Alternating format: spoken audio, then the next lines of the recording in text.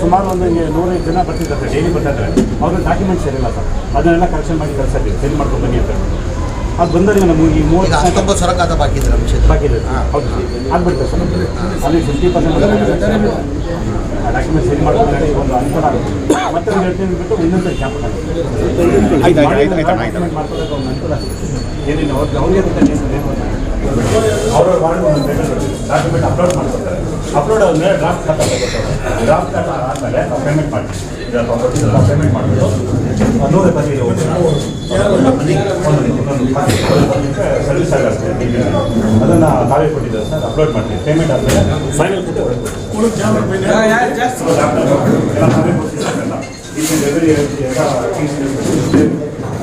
ಇಲ್ಲಿ ಅಪ್ಲೋಡ್ ಕೊಡ್ತಾರೆ ಸರ್. ಯಾರು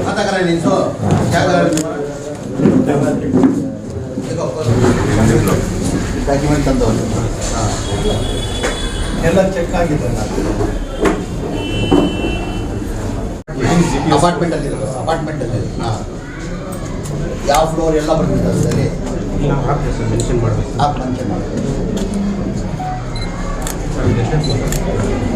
ಎಷ್ಟೇ ಫ್ಲೋರ್ ಮನೆ? Third floor.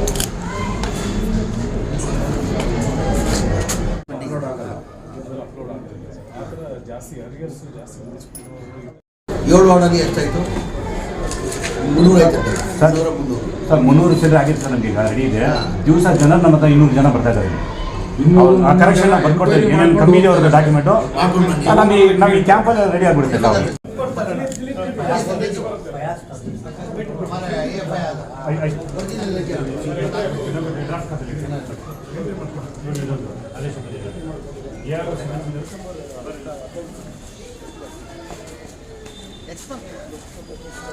ಸೆಪ್ಟೆಂಬರ್ ಸ್ಕೂಲ್ಗೆ ಡಿಸ್ಟರ್ಬ್ ಆಗಬಾರ್ದು ಅಂತ ನಾವು 4 ರೂಮ್ ತಗೊಳ್ತೀವಿ. ಎಲ್ಲ ಈ ಕಡೆ ಪಾಪ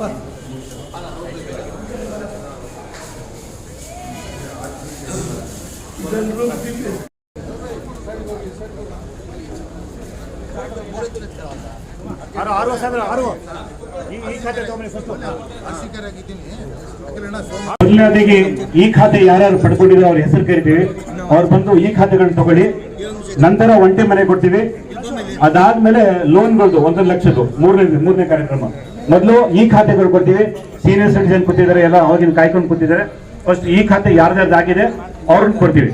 ನಂತರ ಇವತ್ತು ನಮ್ಮ DC ರಮೇಶ್ ಅವರು 41ನೇ ವಾರ್ಡಿನ ಸದಸ್ಯರಾಗಿರುವಂತ ಅವರು ಕೂಡ ಜಮೀರ್ ಅಹಮದ್ ಅವರಿಗೆ ಸ್ವಾಗತ ಕೋರ್ತಾ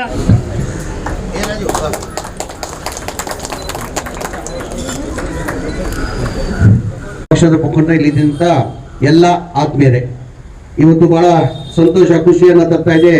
ನನ್ನ ಅನಿಸಿಕೆ 29 ಬೆಂಗಳೂರು ಕ್ಷೇತ್ರದಲ್ಲಿ 29 ಕ್ಷೇತ್ರದಲ್ಲೂ 28 ಕ್ಷೇತ್ರ ಇರೋದು. ಬೆಂಗಳೂರಲ್ಲಿ 28 ಕ್ಷೇತ್ರದಲ್ಲಿ ಈ ಖಾತಾ ಮಾಡೋದು ಕಾರ್ಯಕ್ರಮ ನನ್ನ ಅನಿಸಿಕೆ 5-6 ಜನನ MLAಗಳು ಹಮ್ಮಿಕೊಂಡಿರೋದು.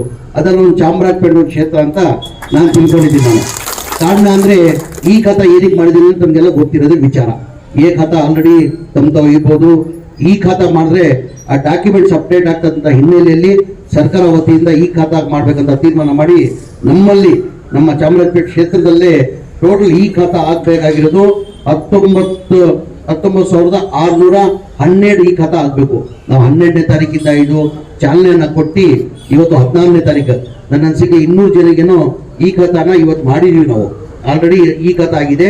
ಬಹಳ ಜನ ಡೈಲಿ 200ರಿಂದ 300 ಜನ ಇಲ್ಲಿ 1-2 ಕ್ಯಾಂಪ್ ಮಾಡಿದ್ದೀವಿ. ನಾವು ಇಲ್ಲೊಂದು ಕ್ಯಾಂಪ್ ಮಾಡಿದ್ದೀವಿ, ಜಯನಗರಲ್ಲಿ ಒಂದು ಕ್ಯಾಂಪ್ ಮಾಡಿದ್ದೀವಿ.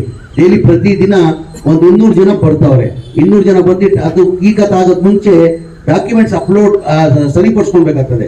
ಸರಿಪಡಿಸ ಕಾರಣಕ್ಕೆ ಈ ಖಾತಾಗಳು ಡಿಲೇ ಆಗ್ತಾ ಇದೆ. ಆ ಕಾರಣಕ್ಕೆ ಈ ಖಾತಾಗಳು ನಾವು 19,612 ಈ ಖಾತಾ ಏನಿದೆ ಅದನ್ನ ಮಾಡ್ತೀವಿ ಅಂತ ನಿಮಗೆಲ್ಲ ಮಾತನ್ನು ಕೊಡ್ತೀವಿ. ಅದಕ್ಕೊಂದು ನಾಮಿನಲ್ ಫೀಸ್ ಇರ್ತದೆ. ಒಂದು ಮನೆಗೆ ಇಷ್ಟು ಕಟ್ಟಬೇಕಂತ ಹೇಳ್ಬಿಟ್ಟು BPFಗೆ ಒಂದು ಮನೆಗೆ ಇಷ್ಟು ಕಟ್ಟಬೇಕಂತ ಒಂದು ಇರ್ತದೆ. 125 ರೂಪಾಯಿ ನಾಮಿನಲ್. ಏನು ಸಣ್ಣ ಅಮೌಂಟ್, ಅದೇನು ದೊಡ್ಡ ಅಮೌಂಟ್ ಏನಿಲ್ಲ, ಸಣ್ಣ ಅಮೌಂಟು. ಈಗ ನಿಮ್ಮ ಕ್ಷೇತ್ರದ ಮತದಾರರು ನನ್ನ ಋಣ ಇದೆ, ಋಣ ತೀರ್ಸೋದು ಒಂದು ಅವಕಾಶ ಸಿಗ್ತಾನೆ.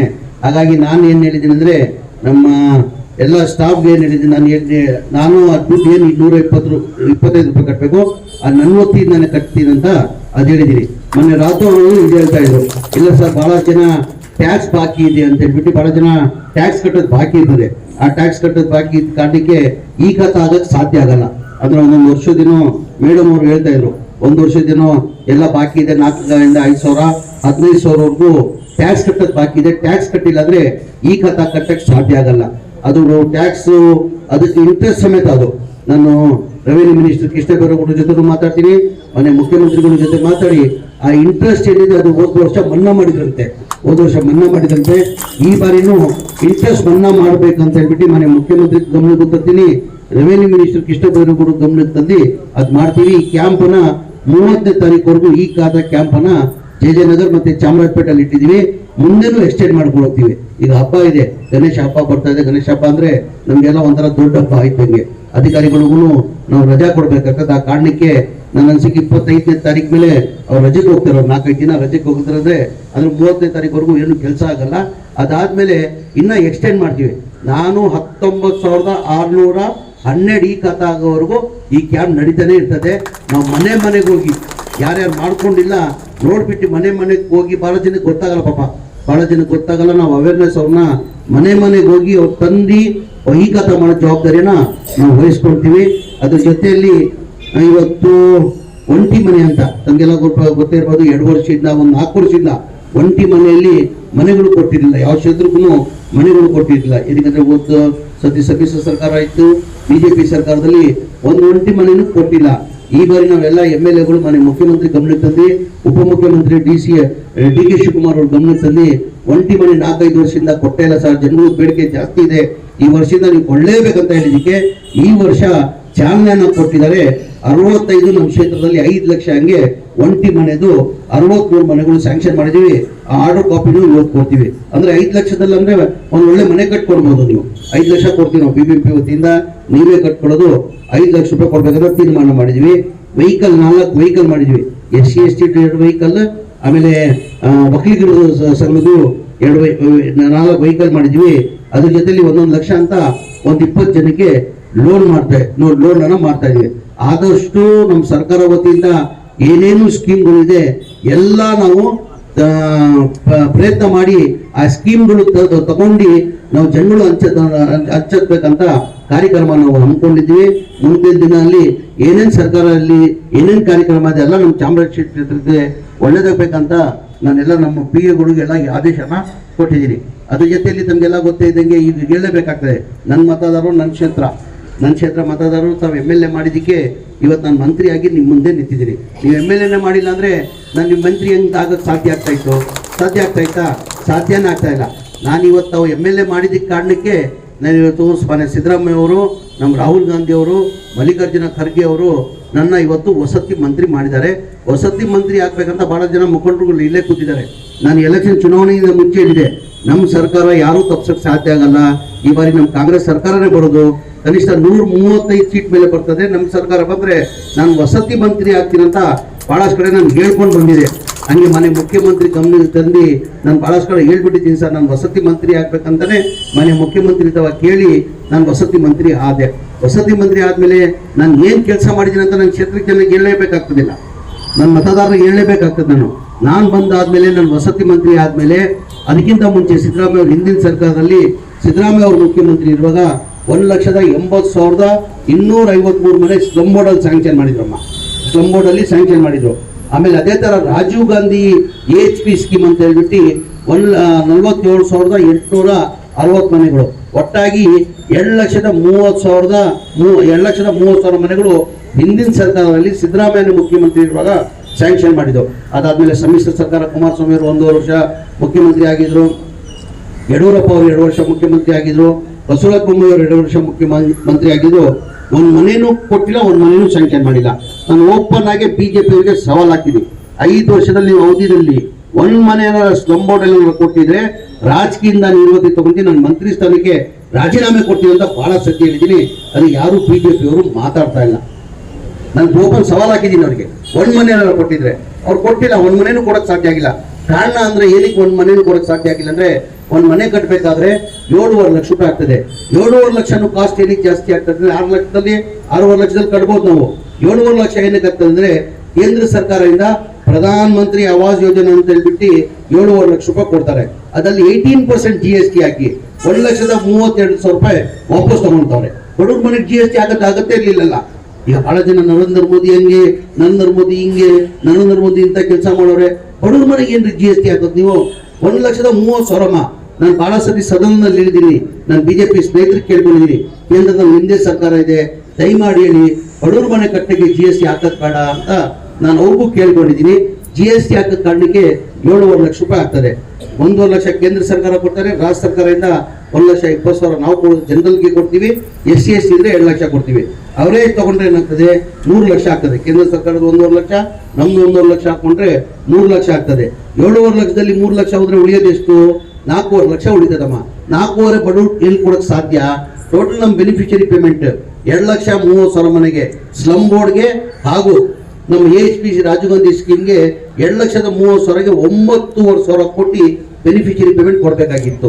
ಯಾವಾಗ? 2014 ಹಿಡ್ಕೊಂಡು 2024 ಅಂದ್ರೆ 8 ವರ್ಷದಲ್ಲಿ. ಪಾಪ ಬಡವ್ರು 310 ಕೋಟಿ ಬಂದಿದ್ದಮ್ಮ. ಯಾರು 5,000 ಕೊಟ್ಟವ್ರೆ, ಯಾರು 10,000 ಕೊಟ್ಟವ್ರೆ, ಯಾರು 15,000 ಕೊಟ್ಟವ್ರೆ. ಆದ್ಮೇಲೆ ಬಡವ್ರು ಕೊಡಕ್ಕೆ ಸಾಧ್ಯ ಆಗಲ್ಲ. ನನ್ನ ಗಮನಕ್ಕೆ ಬಂದಾದ್ಮೇಲೆ ನನ್ನ ಮನೆ ಮುಖ್ಯಮಂತ್ರಿಗೆ ಹೆಂಗಪ್ಪ ಹೋಗಿ ಹೇಳೋದು? ಎಲ್ಲಿಗಂದ್ರೆ ಈ ಗ್ಯಾರಂಟಿಗಳು ತಮ್ಗೆಲ್ಲ ಗೊತ್ತಿದೆ. ಎಲ್ಲ ಮನೆಗೆ 2,000 ರೂಪಾಯಿ ಬರ್ತಾ ಇದೆಯಲ್ಲಮ್ಮ? ಕೈ ಎತ್ತಿ ಯಾರ್ಯಾರು ಬರ್ತಾ ಇದೆಯಲ್ಲೋ? ಎಲ್ಲರಿಗೂ ಬರ್ತಾ ಇದೆ ತಾನೆ? 10 kg ಅಕ್ಕಿ ಸಿಗ್ತಾ ಇದೆ ತಾನೆ? ಎಲ್ಲ ನಮ್ಮ ಹೆಣ್ಮಕ್ಳು ಎಲ್ಲ ಫ್ರೀ ಬಾಕಿ ಬಸ್ಸಲ್ಲಿ ಅಡ್ಡಾಡ್ತಾ ಇದ್ದಾನೆ. 70 ಯೂನಿಟ್ ಕರೆಂಟ್ ಫ್ರೀ ಸಿಗ್ತಾ ಇದೆ ತಾನೆ? 200 ಯೂನಿಟ್ ವರೆಗೂ ಕರೆಂಟ್ ಫ್ರೀ ಸಿಗ್ತಾ ಇದೆ ತಾನೆ? ಆಮೇಲೆ ಡಿಪ್ಲೊಮಾ ಹೋಲ್ಡರ್ಸ್ಗೆ 3,000 ರೂಪಾಯಿಂದ 1,500ರಿಂದ 3,000 ರೂಪಾಯಿ ನಮ್ಮ ಸರ್ಕಾರ ಕೊಡ್ತಾ ಇದೆ. ಅಷ್ಟು ಗ್ಯಾರಂಟಿಗಳು ಕೊಡೋಕೆ ಕನಿಷ್ಠ 55ರಿಂದ 60,000 ಕೋಟಿ ಆಗ್ತದೆ. ಇದು 9,000 ಹೆಂಗ್ ಮನೆ ಮುಖ್ಯಮಂತ್ರಿ ಹೇಳೋದಂತ ಹೇಳ್ಬಿಟ್ಟು ಧೈರ್ಯ ಮಾಡಿ ಮನೆ ಮುಖ್ಯಮಂತ್ರಿ ಗಮನಕ್ಕೆ ತಂದೆ. ಸರ್, ಹಿಂದಿನ ಸರ್ಕಾರದಲ್ಲಿ ತಾವೇ ಮುಖ್ಯಮಂತ್ರಿ ಇರುವಾಗ ಈ ಮನೆಗಳು ಸ್ಯಾಂಕ್ಷನ್ ಆಗಿದ್ದು, ಅದಾದ್ಮೇಲೆ ಸಮ್ಮಿಶ್ರ ಸರ್ಕಾರ ಬಂತು, ಬಿಜೆಪಿ ಸರ್ಕಾರ ಬಂತು, ಒಂದ್ ಮನೆನೂ ಸ್ಯಾಂಕ್ಷನ್ ಮಾಡಿಲ್ಲ, ಒಂದ್ ಮನೆನೂ ಕೊಡಕ್ ಸಾಧ್ಯ ಆಗಿಲ್ಲ. ನಾವು ಬಡವ್ರ ಪಾಪ ದುಡ್ಡು ಕಟ್ಟಕ್ ಸಾಧ್ಯ ಆಗಲ್ಲ ಸರ್. ಜನ ಎಲ್ಲ ಬೀದಿದಲ್ಲಿದ್ದಾರೆ. ಹಿಂದಿನ ಸರ್ಕಾರ ತಾವಿರುವಾಗನೇ ಮನೆಗಳು ಸ್ಯಾಂಕ್ಷನ್ ಮಾಡಿದಂತ ಮನೆ ಮುಖ್ಯಮಂತ್ರಿ ಗಮನಕ್ಕೆ ತಂದೆ. ಮನೆ ಮುಖ್ಯಮಂತ್ರಿಗಳು 4-5 ಮೀಟಿಂಗ್ ಮಾಡಿ ಬಡವ್ರ ಬಗ್ಗೆ ಕಾಳಜಿ ಇದ್ದಿದ್ದ ಕಾರಣಕ್ಕೆ ಆಯ್ತು ಕಡೆ ನೀನು ಹೇಳ್ತಾರ ಸತ್ಯ, ಬಡವ್ರು ದುಡ್ಡು ಕಟ್ಟಕ್ ಸಾಧ್ಯ ಆಗಲ್ಲ. ಅದೆಷ್ಟನ್ನ ಕಷ್ಟ ಆಗಿ ಆ ದುಡ್ಡನ್ನ ಸರ್ಕಾರ ವತಿಯಿಂದ ನಾನು ಕೊಡ್ತೀನಿ, ನಾನು ಆ ಮನೆಗಳಿಗೆ ಕಟ್ಕೊಡ್ಬೇಕಂತ 2024 ಜನವರಿಯಲ್ಲಿ ಕ್ಯಾಬಿನೆಟ್ ತಂದು ಅಪ್ರೂವ್ ಮಾಡಿ 500 ಕೋಟಿ ಬಿಡುಗಡೆ ಮಾಡಿದ್ದಕ್ಕೆ 36,745 ಮನೆ ಕೊಟ್ವಿ. ಏನಕ್ಕೆ ಬಿಜೆಪಿ ಅವ್ರು ಕೊಡಕ್ ಸಾಧ್ಯ ಆಗಲಿಲ್ಲ? ಬಿಜೆಪಿ ಅವ್ರು ಕೊಡ್ಬೇಕಾಗಿತ್ತಾನೆ. ಬಡವ್ರ ಬಗ್ಗೆ ಕಾಲೇಜ್ ಇದ್ದಿದ್ರೆ ಅವ್ರು ಕೊಡ್ಬೋದಾಗಿತ್ತಲ್ಲಮ್ಮ, ಜನತಾದಳ ಅವ್ರು ಕೊಡ್ಬೋದಾಗಿತ್ತು. ಏನಕ್ಕೆ ಕೊಟ್ಟಿಲ್ಲ ಅವರು? ಅವ್ರ ಬಡವ್ರ ಬಗ್ಗೆ ಕಾಲೇಜ್ ನಾವು ಯಾವ್ದು ಚುನಾವಣೆ ಟೈಮಲ್ಲಿ ಘೋಷಣೆ ಮಾಡಿರ್ಲಿಲ್ಲ ಈ ತರ ಗ್ಯಾರಂಟಿಗಳು ಜೊತೆ ನಾವು ಮನೆಗಳು ಫ್ರೀ ಕೊಡ್ತೀವಿ ಅಂತ. ಬಡವ್ರು ಬೀದಿದಲ್ಲಿದ್ದಾರೆ, ಬಡವ್ರು ಕಷ್ಟದಲ್ಲಿದ್ದಾರೆ ಹಿನ್ನೆಲೆಯಲ್ಲಿ ಮನೆ ಮುಖ್ಯಮಂತ್ರಿಗಳು ಒಪ್ಕೊಂಡು 36,789 ಮನೆಗಳು ಕೊಟ್ವಿ. ಹೋದ ತಿಂಗಳಲ್ಲಿ ಇನ್ನ 42,365 ಮನೆಗಳು ಕೊಡ್ಬೇಕಾಗಿತ್ತು. ಹುಬ್ಳಿದಲ್ಲಿ ಕಾರ್ಯಕ್ರಮ ಮಾಡಿ ಕೊಡ್ಬೇಕಂತ ತೀರ್ಮಾನ ಮಾಡಿದ್ವಿ. ನಾನು ಮನೆ ಮುಖ್ಯಮಂತ್ರಿಗಳು ನನ್ನ ಮೇಲೆ ಏನೋ ಭರವಸೆ ಅವ್ರಿಗೆ. ಆಮೇಲೆ ವಿಜಯನಗರ ಜಿಲ್ಲೆ ಅಂದ್ರೆ ಅವ್ರಿಗೆ ಏನೋ ಒಂಥರ ಅಟ್ಯಾಚ್ಮೆಂಟ್, ಒಂಥರ ಪ್ರೀತಿಯಲ್ಲಿ ವಿಜಯನಗರ ಜಿಲ್ಲಾ ಬಳ್ಳಾರಿ ಅಂದ್ರೆ ಅಲ್ಲೇ ಸಾಧನಾ ಸಮಾವೇಶ ಕಾರ್ಯಕ್ರಮ ಆಗ್ಬೇಕು 2 ವರ್ಷದ ಅಂತ ಹೇಳ್ಬಿಟ್ಟು ಅಲ್ಲೇ ವಿಜಯನಗರಲ್ಲೇ ಆಗ್ಬೇಕಂತ ಹೇಳ್ಬಿಟ್ಟು ಮನೆ ಮುಖ್ಯಮಂತ್ರಿ ಅಲ್ಲಿ ಕಾರ್ಯಕ್ರಮ ಮಾಡಿದ್ರು. ಯಾವ ತರ ಕಾರ್ಯಕ್ರಮ ಮಾಡಿದಿಲ್ಲ, ಜನ ಯಾವ ತರ ಬಂದಿದ್ರು ತಮ್ಗೆಲ್ಲ ಗೊತ್ತಿರೋದೇ ವಿಚಾರ. ಕನಿಷ್ಠ 4 ಲಕ್ಷ ಜನ ಬಂದಿದ್ರಮ್ಮ. ಎಷ್ಟು? 4 ಲಕ್ಷ. ಸುಮ್ ಜನ ಬರ್ತಾರ? ನಾವು ಸರ್ಕಾರ ಒಳ್ಳೆ ಸರ್ಕಾರ ಬಂದು ಸರ್ಕಾರ ಕಾರ್ಯಕ್ರಮನ ಕೊಟ್ಟಿದ್ದ ಕಾರಣಕ್ಕಾನೆ ಜನ ಬರೋದು. 4 ಲಕ್ಷ ಜನ ಬಂದು ಆ ಕಾರ್ಯಕ್ರಮನ ಯಶಸ್ವಿ ಇದ್ದು 2 ವರ್ಷ ಸಾಧನಾ ಸಮಾವೇಶ. ಆ ಹಿನ್ನೆಲೆಯಲ್ಲಿ ಆ ಕಾರ್ಯಕ್ರಮನ ನಾನು ರದ್ದು ಮಾಡಿದೆ. ಬರೋ ತಿಂಗಳಲ್ಲಿ ಕೊನೆಯಲ್ಲಿ ಈ ಆಗಸ್ಟ್ ಇದೆ, ಈ ಅಸೆಂಬ್ಲಿ ಕಡೆ ಕರೆದವ್ರೆ ಅಸೆಂಬ್ಲಿಯಲ್ಲಿ ಮನೆಗಳು ಕೊಡೋಕೆ ಸಾಧ್ಯ ಆಗಲ್ಲ. ಆ ಕಾರಣಕ್ಕೆ ಸೆಪ್ಟೆಂಬರ್ ಕೊನೆಯಲ್ಲಿ ನಾನು 42,345 ಮನೆಗಳು ಕೊಡ್ಬೇಕಂತ ತೀರ್ಮಾನ ಮಾಡಿದ್ವಿ. ಮನೆ ಮುಖ್ಯಮಂತ್ರಿಗಳೇ ನನ್ನ ಸೂಚನೆ ಕೊಟ್ಟಿದ್ದಾರೆ, ನೀನು ಏನ್ ಮಾಡ್ತೀಯ ಗೊತ್ತಿಲ್ಲ, ಅದೆಷ್ಟನ್ನ ದುಡ್ಡಾಗಿ ನಾವು ಕೊಡ್ತೀವಿ. 2026 ಕೊನೆವರೆಗೂ 2,30,000 ಮನೆಗಳು ಕಂಪ್ಲೀಟ್ ಮಾಡ್ಕೊಡ್ಬೇಕಂತ ಮನೆ ಮುಖ್ಯಮಂತ್ರಿಗಳು ಸೂಚನೆ ಕೊಟ್ಟಿದ್ದಾರೆ. ಅದ್ರ ಜೊತೆಯಲ್ಲಿ ಬೆಂಗಳೂರಲ್ಲಿ ಮನೆ ಸಿದ್ದರಾಮಯ್ಯ ಅವರು ಹಿಂದಿನ ಸರ್ಕಾರದಲ್ಲಿ ಸಿದ್ದರಾಮಯ್ಯ ಮುಖ್ಯಮಂತ್ರಿ ಇರುವಾಗ ಬೆಂಗಳೂರಲ್ಲೆಲ್ಲ ತಮಗೆಲ್ಲ ಗೊತ್ತಿದ್ದಂಗೆ ಆಟೋ ಚಾಲಕರು, ಕೂಲಿ ಮಾಡೋರು, ಬೀದಿ ವ್ಯಾಪಾರ ಮಾಡೋರು ಬಹಳ ಜನ ಬಡವರಿದ್ದಾರೆ. ಅವ್ರಿಗೂ ಒಂದು ಸ್ವಂತ ಮನೆ ಆಗಲಿ ಅಂತ ಹೇಳ್ಬಿಟ್ಟು 2016 ಮನೆ ಸಿದ್ದರಾಮಯ್ಯ ಅವರು ಮುಖ್ಯಮಂತ್ರಿ ಇರುವಾಗ 1,028 ಎಕರೆ, ಎಷ್ಟು 1,028 ಎಕರೆ ನಮ್ಮ ರಾಜೀವ್ ಗಾಂಧಿಗೆ ಆಲ್ರೆಡಿ ಜನ ಹ್ಯಾಂಡ್ ಓವರ್ ಮಾಡಿಬಿಟ್ಟಿದ್ದಾರೆ. ಅಲ್ಲಾಗಿ ಅವ್ರಿಗೆ ಹ್ಯಾಂಡ್ ಓವರ್ ಮಾಡಿ ಎಲ್ಲರಿಗೂ ಒಂದು 6 ಲಕ್ಷ ನಿಂತಿದೆ. 6 ಲಕ್ಷ ರೇಟಲ್ಲಿ ಅವ್ರ ಬಡವ್ರಿಗೆ ಒಂದು ಮನೆ ಆಗ್ಬೇಕಂತ ಹೇಳ್ಬಿಟ್ಟು ಆ ನಿರ್ಧಾರನ ಮನೆ ಮುಖ್ಯಮಂತ್ರಿಗಳು ತಗೊಂಡ್ರು. 6 ಲಕ್ಷಕ್ಕೆ ಮನೆ ಕೊಡ್ಬೇಕಂತ. ಅಂದ್ರೆ ಕೇಂದ್ರ ಸರ್ಕಾರದಿಂದ 1.5 ಲಕ್ಷ ಕೊಡ್ತಾ ಇತ್ತು, ರಾಜ್ಯ ಸರ್ಕಾರದಿಂದ 1.5 ಲಕ್ಷ ಕೊಟ್ಟು ಬರೀ ಅವ್ರು 3 ಲಕ್ಷ ಕೊಟ್ರೆ ಅವ್ರ ಮನೆ ಆಗದಂತ ಕಾರ್ಯಕ್ರಮನ ತಗೊಂಡು ಸಿದ್ದರಾಮಯ್ಯ ಅವರು ತಂದು 1,028 ಎಕರೆ ಜಾಗ ಕೊಟ್ಟಿದ್ರು. ಅದಾದ್ಮೇಲೆ ಸಮ್ಮಿಶ್ರ ಸರ್ಕಾರ ಬಂತು, ಬಿಜೆಪಿ ಸರ್ಕಾರ ಬಂತು. ಬಿಜೆಪಿ ಸರ್ಕಾರದಲ್ಲಿ ಮನೆ ಬಸವರಾಜ ಬೊಮ್ಮಾಯಿ ಅವರು ಮುಖ್ಯಮಂತ್ರಿ ಇರುವಾಗ 2021ನಲ್ಲಿ ಒಂದು ರಿವ್ಯೂ ಮೀಟಿಂಗ್ ಮಾಡಿಬಿಟ್ಟು ಏನ್ ನಾವು 6,000 ರೂಪಾಯಿ ನಿಗದಿ ಮಾಡಿದ್ವಿ ರೇಟ್, ಅದಕ್ಕೆ 11,20,000 ಮಾಡಿಬಿಟ್ರು. 11,20,000 ಮಾಡಿಬಿಟ್ರಮ್ಮ. ಎಷ್ಟು ಡಬಲ್ ಐತಾನೆ. ಪಾಪ ಬಡವರು 6 ಲಕ್ಷ ಕಟ್ಟದೆ ಕಷ್ಟ, ಅವ್ರಿಗೆ ಡಬಲ್ ನಿಗದಿ ಮಾಡಿಬಿಟ್ರು. ಈಗ ನಮ್ಮ ಸರ್ಕಾರ ಬಂದಾದ್ಮೇಲೆ ಸಿದ್ದರಾಮಯ್ಯ ಅವರು ಮುಖ್ಯಮಂತ್ರಿ ಆದ್ಮೇಲೆ ಅವ್ರ ಗಮನಕ್ಕೆ ಬಂದಾದ್ಮೇಲೆ ಅವರೇ ಕೇಳಿದ್ರು, ಏನಪ್ಪಾ ನನ್ನ ಕನ್ಸಿದ್ದದು ಏನಾಯ್ತು, 1 ಲಕ್ಷ ಹೌಸಿಂಗ್ ಸ್ಕೀಮ್ ಅಂತ ನಾನು ತಂದಿದೆ, ಎಷ್ಟು ಮನೆಗಳು ಕೊಟ್ಟರು ಅದಲ್ಲಿ ಅಂತ. ಇಲ್ಲ ಸರ್, ಒಂದು ಮನೆಯನ್ನು ಕೊಡೋಕೆ ಸಾಧ್ಯ ಆಗಿಲ್ಲ. ಕಾರಣ ಅಂದ್ರೆ ತಾವು ಹಿಂದಿನ ಸರ್ಕಾರದಲ್ಲಿ ತಾವು ಮುಖ್ಯಮಂತ್ರಿ ಇರುವಾಗ 6 ಲಕ್ಷನ ನಿಗದಿ ಮಾಡಿದ್ರು. ಈ ಬಿಜೆಪಿ ಸರ್ಕಾರದಲ್ಲಿ ಮನೆ ಬಸವರಾಜ ಬೊಮ್ಮಾಯಿ ಅವರು ಮುಖ್ಯಮಂತ್ರಿ ಇರುವಾಗ 11,20,000 ಡಬಲ್ ಮಾಡ್ಬಿಟ್ಟಿದ್ದಾರೆ. ಆ ಕಾರಣಕ್ಕೆ ಯಾರು ಮುಂದೆ ಬಡವರು ಬರ್ತಾ ಇಲ್ಲ ಸರ್ ಅಂತ ಮನೆ ಮುಖ್ಯಮಂತ್ರಿ ಗಮನ ತಂದೆ. ಮನೆ ಮುಖ್ಯಮಂತ್ರಿಗಳು ರಿವ್ಯೂ ಮೀಟಿಂಗ್ ಮಾಡ್ಬಿಟ್ಟು ಇಲ್ಲ ಬಡವರು ಎಲ್ಲಿಂದ ಅಷ್ಟು ಕಟ್ಟಕ್ಕೆ ಸಾಧ್ಯ ಅಂತ ಹೇಳ್ಬಿಟ್ಟು 1 ಲಕ್ಷನ ನಾನು ಸರ್ಕಾರ ವತಿಯಿಂದ ಕೊಡ್ತೀನಿ, 1 ಲಕ್ಷ ಕಡಿಮೆ ಮಾಡು. ಆ ಮಿಕ್ಕಿದ ಅಮೌಂಟ್ನ 10 ಲಕ್ಷ ಏನು ಉಳಿತದೆ ಅದ್ರಲ್ಲಿ ಬರೀ ಅವ್ರು 3 ಲಕ್ಷ ಕಟ್ಟಬೇಕು, ಮಿಕ್ಕಿದ ಸಬ್ಸಿಡಿ ಸಿಗ್ತದೆ ಕೇಂದ್ರ ಸರ್ಕಾರ ರಾಜ್ಯ ಸರ್ಕಾರದಿಂದ. 5 ಲಕ್ಷ ಬ್ಯಾಂಕಿಂದ ಲೋನ್ ಮಾಡಿಕೊಡಿ ಅಂತ ಮನೆ ಮುಖ್ಯಮಂತ್ರಿಗಳು ಸೂಚನೆ ಕೊಟ್ಟರು. ಕೊಟ್ಟಾದ್ಮೇಲೆ ಏನಾಯ್ತು, ನಾನು ಬಹಳ ಜನ ನ್ಯಾಷನಲೈಸ್ ಬ್ಯಾಂಕ್ ಅವ್ರನ್ನ ಕರೆದು ಬಹಳ ಸತಿ ಮೀಟಿಂಗ್ ಮಾಡುವಾಗ ಅದೇ ರೀತಿ ಬಡವರು ಪಾಪ 2 ವೀಲರ್ಗೋ ಮತ್ತೊಂದು ಯಾವುದು ಸಾಲ ತಗೊಂಡಿರ್ತಾರೆ ಬ್ಯಾಂಕಲ್ಲಿ. ಅದು ಸಿಬಿಲ್ ಇಲ್ಲ ಅಂದ್ರೆ ನ್ಯಾಷನಲ್ ಬ್ಯಾಂಕ್ ಅವರು ಯಾರು ಮುಂದೆ ಬರಲ್ಲ. ಆ ಕಾರಣಕ್ಕೆ ಯಾರು ನ್ಯಾಷನಲೈಸ್ ಬ್ಯಾಂಕ್ ಅವರು ಮುಂದೆ ಬರ್ತಾ ಇಲ್ಲ. ಪ್ರೈವೇಟ್ ಬ್ಯಾಂಕ್ ಅವರು ಕೊಡೋಕೆ ಸಿದ್ಧ ಆಗಿದ್ದಾರೆ. ಅವ್ರ ರೇಟ್ ಆಫ್ ಇಂಟ್ರೆಸ್ಟ್ ಬಂದು 11ರಿಂದ 12% ಆಗ್ತದೆ. ಈಗ ನೀವು ನ್ಯಾಷನಲೈಸ್ ಬ್ಯಾಂಕ್ ಅಲ್ಲಿ ಲೋನ್ ತಗೊಂಡ್ರೆ 6ರಿಂದ 7%. ಅವಾಗ EMI ತಿಂಗಳಿಗೆ ನೀವು 5,000 ಮಾತ್ರ 5,000 ಕಟ್ಟಬೇಕಾಗ್ತದೆ. ಯಾವಾಗ ನ್ಯಾಷನಲೈಸ್ ಬ್ಯಾಂಕ್ ಅಲ್ಲಿ. ಪ್ರೈವೇಟ್ ಬ್ಯಾಂಕ್ ಅವ್ರು ಕೊಟ್ಟರೆ ಏನಾಗ್ತದೆ, ಅದು 11%, 11ರಿಂದ 12% ಹೋದ್ರೆ 8,500 ರೂಪಾಯಿ ಆಗ್ತದೆ. ಪಾಪ ಬಡವರು 5,000 ಕಟ್ಟೋದೇ ಕಷ್ಟ. 8,500 ಇಲ್ಲಿಂದ ಕಟ್ಟಕ್ಕೆ ಸಾಧ್ಯ. ನನ್ನ ಮನೆ ಮುಖ್ಯಮಂತ್ರಿ ಗಮನಕ್ಕೆ ತಂದೆ, ಸರ್ ಈ ತರ ಇದೆ, ಯಾರು ನ್ಯಾಷನಲೈಸ್ ಬ್ಯಾಂಕ್ ಬರ್ತಾ ಇಲ್ಲ ಮುಂದೆ, ಪ್ರೈವೇಟ್ ಬ್ಯಾಂಕ್ ಅವ್ರು ಹಿಂಗಾಗಿದೆ, ಪಾಪ ಅವ್ರು 5,000 EMI ಕಟ್ಟೋದು 8,500 ರೂಪಾಯಿ ಆಗ್ಬಿಟ್ಟದೆ, ಏನ್ ಮಾಡುವಂತ ಮನೆ ಮುಖ್ಯಮಂತ್ರಿಗಳು ಎಲ್ಲ ಅಧಿಕಾರಿಗಳ ಜೊತೆ ಫೈನಾನ್ಸ್ ಡಿಪಾರ್ಟ್ಮೆಂಟ್ ಅವ್ರ ಜೊತೆ ಮೀಟಿಂಗ್ ಮಾಡಿ, ಇಲ್ಲ ಬಡವರು ಅಷ್ಟು ಕಟ್ಟಕ್ಕೆ ಸಾಧ್ಯ ಆಗಲ್ಲ, ನೀನು ಪ್ರೈವೇಟ್ ಬ್ಯಾಂಕ್ ಅಲ್ಲೇ ತಗೋ, ಬರೀ ಅವ್ರು 6% ಕೊಡ್ಲಿ, ಮಿಕ್ಕಿದ್ದು ನನ್ನ ಸರ್ಕಾರ ವತಿಯಿಂದ ಕಟ್ತೀನಿ ಅಂತ ಕ್ಯಾಬಿನೆಟ್ ಅಲ್ಲಿ ಅಪ್ರೂವ್ ಮಾಡಿ 6,500 ಕೋಟಿ. ಎಷ್ಟು? 6,500 ಕೋಟಿ ಮನೆ ಸಿದ್ದರಾಮಯ್ಯ ಸರ್ಕಾರ ವತಿಯಿಂದಲೇ ಕೊಡುವಂತ ತೀರ್ಮಾನ ಮಾಡಿ ಕ್ಯಾಬಿನೆಟ್ ಅಲ್ಲಿ ತಂದು ಅಪ್ರೂವ್ ಮಾಡಿದ್ದಕ್ಕೆ ಈಗ ಬರುತ್ತಿಲ್ಲ ಅದನ್ನು 7,900 ಮನೆ ಕೊಡ್ತಾ ಇದ್ವಿ. ಏನಕ್ಕೆ ಬಿಜೆಪಿ ಅವ್ರು ಕೊಡಕ್ಕೆ ಸಾಧ್ಯ ಆಗಿಲ್ಲ? ಕೊಡ್ಬೋದಾಗಿದ್ದಾನೆ. ಯಾವತ್ತನ ಬಿಜೆಪಿ ನೋಡಿ ಕಾಂಗ್ರೆಸ್ ಪಕ್ಷದ ಇತಿಹಾಸ ತೆಗಿರಮ್ಮ. ಏನಕ್ಕಂದ್ರೆ ಇಷ್ಟೆಲ್ಲ ನಾನು ಏನಕ್ಕೆ ಹೇಳ್ತಾ ಇದ್ದೀನಿ, ನಮ್ಮ ಮತದಾರರಿಗೆ ಗೊತ್ತಾಗಬೇಕು. ಈಗ ಈ ಕಥಾ ಕಾರ್ಯಕ್ರಮ ಮಾಡಿದೀವಿ, ವೆಹಿಕಲ್ ಕೊಡ್ತಾ ಇದೀವಿ, ಆಮೇಲೆ ಒಂಟಿ ಮನೆ ಕೊಡ್ತಾ ಇದೀವಿ, ಬೇರೆ ನಮ್ಮ ಕ್ಷೇತ್ರದಲ್ಲಿ ಕಾರ್ಯಕ್ರಮ ಹಮ್ಮಿಕೊಂಡೇ ಕೊಡ್ತಾ ಇದ್ದೀವಿ. ಎಲ್ಲಿದಾರಪ್ಪ ಬಿಜೆಪಿ ಅವರು? ಯಾವಾಗ ಒಂದಿನ ಕಾಣ್ತಾರ? ಯಾವಾಗ ಈಗ ಬಿಜೆಪಿ ಚುನಾವಣೆ ಘೋಷಣೆ ಆದ ತಕ್ಷಣ ಬಂದ್ಬಿಡ್ತಾರೆ. MLA ಎಲೆಕ್ಷನ್ಗೆ ತಿರ್ಗಾ 1 ತಿಂಗಳಿಂದ ಬಂದು ನಾವು ಬಿಜೆಪಿ ಜನ ಹೆಂಗ್ ಓಟ್ ಕೊಡ್ತೀರಾ ಏನಂತ ಏನಾದ್ರು ಮಾಡ್ಬೇಕಿಲ್ಲಮ್ಮ ಸಾಧನೆ. ಈಗ ನಮ್ಮಂಗೆ ಅವರು ಬಂದು ಕೆಲಸ ಮಾಡಿದ್ರೆ ಕೊಡಿ ಅವ್ರು ಕೊಟ್ಟು, ನಾನು ಬೇಡ ಅನ್ನಲ್ಲ. ಅವರು ನಮ್ಮಂಗೆ ಕೆಲಸ ಮಾಡಿದ್ರೆ ಕೊಡಿ, ನಾನು ಒಪ್ಕೊಂಡಿದ್ದೀನಿ. ಅವರು ನಮ್ಮಂಗೆ ಕೆಲಸ ಮಾಡ್ತಾ ಇದಾರಪ್ಪ, ಹಗಲು ರಾತ್ರಿ ದುಡಿತವ್ರಪ್ಪ, ಕಾಣಿಸ್ಕೊಳಂಗಿಲ್ಲಮ್ಮ. ಚುನಾವಣೆ ಇದ್ದಂಗೆ ಈಗ ಬಿಜೆಪಿ ಎಲೆಕ್ಷನ್ ನೆಕ್ಸ್ಟ್ ಮಂತ್ ಬರ್ತದೆ, ಜನವರಿನೋ ಫೆಬ್ರವರಿಯಲ್ಲಿ ತೀರ್ಮಾನ ಮಾಡಿದರೆ ಆಗ್ಲೇಬೇಕು. ಕೋರ್ಟಿಗೆ ನಾವು ಅಫಿಡವಿಟ್ ಕೊಟ್ಬಿಟ್ಟಿದ್ದೀವಿ, ಫೆಬ್ರವರಿಯಲ್ಲಿ ನಾವು ಮಾಡ್ತೀವಿ ಅಂತ ಅಫಿಡವಿಟ್ ಕೊಟ್ಬಿಟ್ಟಿದ್ದೀವಿ. ಈಗ ಯಾರನ್ನ ಕಾಣಿಸ್ತಾರ ಬಿಜೆಪಿ ಕಾರ್ಯಕರ್ತರು ಎಲ್ಲರೂ ಇದಾರ? ಯಾರನ್ನ ಬಂದಾರ ನಿಮ್ಮ ಮನೆ ಬಾಗಿಲಿಗೆ? ನೀರ್ ಸಮಸ್ಯೆ ಇರಲಿ, ಸಣ್ಣಪುಟ್ಟ ಸಮಸ್ಯೆ ಇರಲಿ, ಯಾರು ಬಂದಾರ? ಚುನಾವಣೆ ಅಂದ್ರೆ ಬಂದ್ಬಿಡ್ತಾರೆ, ಜನನು ಹಂಗೆ ಓಟ್ ಕೊಡ್ತಾರೆ. ದಯಮಾಡಿ ಕೈ ಜೋಡಿಸಿ ನಿಮ್ಮ ಮನವಿ ಮಾಡ್ಕೊಂತೀರಿ, ಕೆಲಸ ಮಾಡೋರ್ಗೆ ಮತ ಕೊಡ್ಬೇಕು, ಕೆಲಸ ಮಾಡೋರಿಗೆ ಮತ ಕೊಡ್ಬೇಕು. ದಯಮಾಡಿ ಬಿಜೆಪಿ ಅವ್ರು ಯಾವತ್ತನ ಬಿಜೆಪಿ ಅವ್ರು ನೋಡಿ, ನಾವು ಘಂಟಾಘೋಷವಾಗಿ ನಾವು ಹೇಳ್ತೀವಿ, ನಮ್ಮ ಕಾಂಗ್ರೆಸ್ ಪಕ್ಷದ ಇತಿಹಾಸ ತೆಗೀರಿ, ಯಾವ ಚುನಾವಣೆ ಬರ್ತದೆ ಜನಗಳು ಮಧ್ಯದಲ್ಲಿ ಹೋದ್ರೆ ನಾವು ನಮ್ಮ ಸಾಧನೆನ ಹೇಳ್ತೀವಿ. ನಾವು ನಮ್ಮ ಸರ್ಕಾರ ಇತ್ತು, ನಾವು ಹಿಂಗ್ ಮಾಡಿದೀವಿ, ಇಂಥ ಭಾಗ್ಯಗಳು ಕೊಟ್ಟಿದ್ದೀವಿ, ಮುಂದೆ ನಮ್ಮ ಸರ್ಕಾರ ಬಂದ್ರೆ ನಾವು ಹಿಂಗ್ ಮಾಡ್ತೀವಿ ಅಂತ ನಮ್ಮ ಸಾಧನೆಯನ್ನ ತೋರಿಸಿ ನಾವು ಜನಗಳಿಗೆ ಮತ ಕೇಳ್ತೀವಿ. ಯಾವತ್ತನ ಬಿಜೆಪಿ ಅವ್ರು ಸಾಧನೆ ಹೇಳಿದಾರಮ್ಮ? ಸಾಧನೆ 0, ಏನೇನೂ ಇಲ್ಲ. ಅವ್ರಿಗೆ ಹಿಂದೂ ಮುಸಲ್ಮಾನ್, ಅವ್ರಿಗೆ ಹಿಂದೂನು ಬೇಕಾಗಿಲ್ಲ, ಯಾವ ಮುಸಲ್ಮಾನು ಬೇಕಾಗಿಲ್ಲ. ಅವ್ರು ಬೇಕಾಗಿರೋದೇನು? ಕುರ್ಚಿ ಬಿಟ್ಟು ದಯಮಾಡಿ ಏನೇನು ಬೇಕಾಗಿಲ್ಲ. ದಯಮಾಡಿ ಇದೆಲ್ಲ ಹಿನ್ನೆಲೆ ಅರ್ಥ ಮಾಡ್ಕೊಂಡು ಯಾರ್ಯಾರು ಈ ಕಥೆ ಮಾಡ್ಕೊಂಡು ಇದೀರ ತಾವು ಇವತ್ತು ಅಕ್ಕಪಕ್ಕ ನಿಮ್ಮ ಮನೆಯವರಿಗೆಲ್ಲ ದಯಮಾಡಿ ಅವ್ರು ಹೋಗಿ ಇಂಥ ಕಡೆ ಕ್ಯಾಂಪ್ ಹಾಕಿದ್ದಾರೆ, ದಯಮಾಡಿ ಹೋಗಿ ಈ ಕಥೆ ಮಾಡ್ಕೊಳ್ಳಿ ಅಂತ ತಾವೆಲ್ಲ ಹೋಗಿ ಹೇಳ್ಬೇಕಾಗ್ತದೆ. ಪಾಪ ಬಹಳ ಜನಕ್ಕೆ ಗೊತ್ತಾಗಲ್ಲ ಅದೇನಪ್ಪ ಈ ಕಥೆ ಮಾಡ್ಕೊಂಡು ಏನ್ ಮಾಡ್ಬೇಕು, ನಾವ್ ಏನಕ್ಕೆ ಇರ್ಬೇಕು ಅಂತ ಬಹಳ ಜನ ಇರ್ತದೆ. ತಾವ್ ಯಾರು ಮಾಡ್ಕೊಂಡಿದ್ದೀರಾ ಅವ್ರು ನಿಮ್ ಪಕ್ಕದ ಮನೆ ಒಂದು 5 ಮನೆ ಒಬ್ಬೊಬ್ರು ಹೇಳಿದ್ರೆ ಸಾಕು. 5 ಪಾಪ ಅವ್ರಿಗೆ ಒಳ್ಳೇದಾಗ್ತದಮ್ಮ, ಅವ್ರಿಗೆ ಒಳ್ಳೇದಾದ ನಿಮ್ ಪುಣ್ಯ ಕಟ್ಕೊಂಡಿರ್ತಾನೆ. ಪಾಪ ಗೊತ್ತಿರೋ ನೋಡ್ಬೋದು. ಅವ್ರ 5 ಮನೆಗೆ ನೀವು ಹೋಗಿ ಯಾರು ಆಗಿದೆ 5 ಮನೆಗೆ ಹೋಗ್ಬಿಟ್ಟು ಅಂತ ಈ ತರ ನಾವು ಮಾಡ್ಕೊಂಡು ಬಂದಿದ್ದೀವಿ, ನೀವು ಮಾಡ್ಕೊಳ್ಳಿ, ಈ ತರ ಕ್ಯಾಂಪ್ ಹಾಕಿದಾರೆ ಅಂತ ದಯಮಾಡಿ ನೀವು ಕಳಿಸ್ಬೇಕು. ಮುಂದಿನ ಚುನಾವಣೆಯಲ್ಲಿ BBMP ಚುನಾವಣೆ ಬರೋದು ಖಚಿತ. ದಯಮಾಡಿ ಆಮೇಲೆ ಅದ್ರ ಜೊತೆಯಲ್ಲಿ BBMP ಅಲ್ಲಿ ಮಾತ್ರ MLA ಬೇಕಾದ್ರೆ ಏನಾದ್ರು ಹೆಚ್ಚು ಕಡಿಮೆ ಮಾಡ್ಕೊಳ್ಳಿ. ನೀವು MLA ಎಲೆಕ್ಷನ್ ಅಲ್ಲಿ ಹೆಚ್ಚು ಕಡಿಮೆ ಮಾಡ್ಕೊಳ್ಳಿ, ಅಭ್ಯಂತರ ಇಲ್ಲ. ಏನಿಗೆ MLA ಇನ್ನ 3 ವರ್ಷ ಇದೆ, ಆಮೇಲೆ ನೀವು ತೀರ್ಮಾನ ಮಾಡಿ ನಾನು ಕೊಡ್ತಿರೋ ಬಿಡ್ತಿರೋ ಬೇಡ, ನಿಮ್ ತೀರ್ಮಾನ ಅದು.